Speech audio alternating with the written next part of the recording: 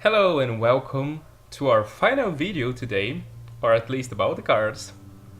And we are going to be talking about another warrior card. This time is a Mech. 4 mana, 4/5, Omega Devastator. Mech. Battle cry: if you have 10 mana crystals, deal 10 damage to a minion.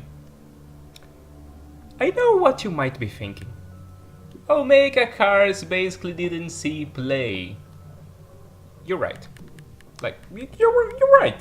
There's no way about they didn't see play because they had to compete with Angoro power creep, with Death Knight bullshits, and with kobolds and catacombs levels of value and immediate effects. So yeah, Omega cards didn't have much of a chance. They just couldn't stand much of a fight. However, all of those cards that I've just mentioned are rotating out. Omega cards might not have a comeback because a comeback would imply that they had something earlier, but they can finally shine. And if you think about the Omega Devastator, in a world where Omega cards are good, boy, things are interesting. Because this card basically says, if Warrior can get to turn 10 alive, like in good conditions, you basically become the king of the late game because every threat that your opponent tries to play, you just Omega Devastator it out of the game. Now, there are some things that make this card even better. So for example, the Mech tag. If you are on your Dr. Boom stage at that point, like let's say you have played Dr. Bone Hero, this card not only is going to deal 10 damage and destroy a minion in its battle cry, you can also rush and kill other minion. Or let's say the minion in question that you're trying to get rid of is Isra. Well, Isra has 12 health. You cannot kill Isra with Omega Devastator, but you can deal 10 damage to Isra and then attack with the 4/5 Mech and finish off Isra. Which means this card is pretty busted when we are talking about late game threats and late game removals. Because you can think about this card as removing a card, and most part of the time you still have a 4/5 that can remove something else, or is just going to be sitting there and waiting to punch you in the face on the next turn. Because a 4/5 is not exactly the easiest thing to just AoE out of the board. And then you consider that being a Mech, you can discover this with Dr. Boom's hero power, and that being a Mech, you can get more copies of this with Omega Assembly, possibly. So yeah, things start to get really out of hand. If you thought Dynamatic was bad, well, we got a treat for you! Omega Devastator! So yeah, like if this kind of warrior can really exist, an Omega warrior that plays with Mech and controls the board until turn 10 using things like Super Collider and Dynamatics and Brawls and Shield Slams, and then like executes dragons, I don't care, just get to turn 10.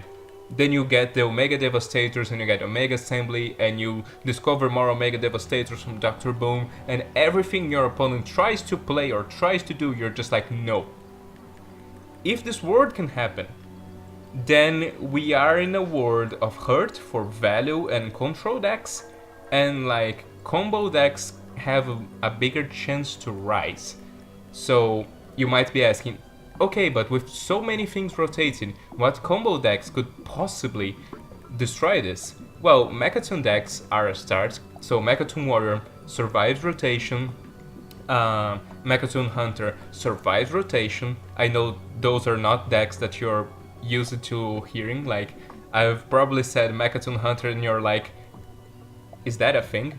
Well, it's not actually a thing, but it's possible. You double Galvanizer Mechathune, and then when you have no cards left, you just play Mechathune and Goblin Prank with Hunter, and that's it. But you don't do that because Deathstalker Hexer is just too good of a bullshit to not be played, basically. But back to this scenario. You could be playing Mechatoon decks and trying to kill the greedy, super control mech warrior decks. You could be playing aggro decks that are fast enough to kill them before they can get to turn 10. Perhaps a Chefnomi rogue can kill them. And perhaps, maybe, a Pogo rogue, if they get the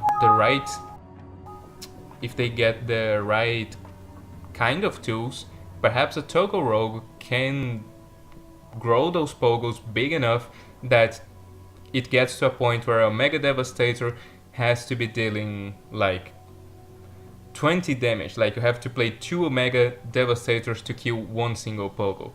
But the problem with that is that in a Pogo rogue, usually you don't have heals as you would have in a Academic Espionage rogue. Usually you don't have much of a way to survive that long, and your opponent might be saving cards like Execute or the Dragon Rider that just is Execute on a stick to deal with your big Pogos, and meanwhile they just destroy your smaller Pogos with a Mega Devastators and just punch you in the face. But maybe Warrior is going to be the king of the late game once more. Thank you for watching, and see you guys in our next video.